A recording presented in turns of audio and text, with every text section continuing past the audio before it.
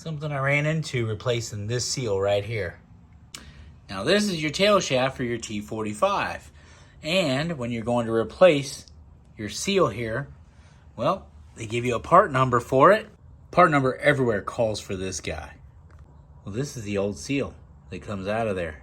You see it's pretty nasty. It was definitely due to be changed. Here's a new seal with that part number. But guess what? Can I put it in there? Well, crap. Every part store listed that part number for this seal for the Tremec Borg T45. That just doesn't work. So I measured this out. It's 2.5 inches. Well, that new seal comes in. It was right. Oh, there it is. Come in at 2.372. It's basically, it's 2 3/8. Well, this right here is 2.5. That's why it's not fitting. Well, this was the solution I found, and it worked. Now this is basically the same exact seal, but as you can see there, that center number is 2.499, which is 2.5 inches. That's what this is right here. So as you can see, the seals look identical.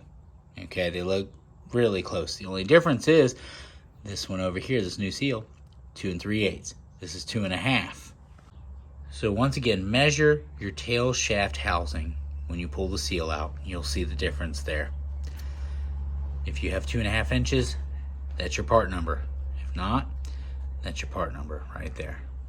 And it's just something random that I ran into, but I'm sure that a lot of you have run into this before, especially if this seal is leaking. Just trying to help some of you guys out that run into the same problem or doing the same thing that I am.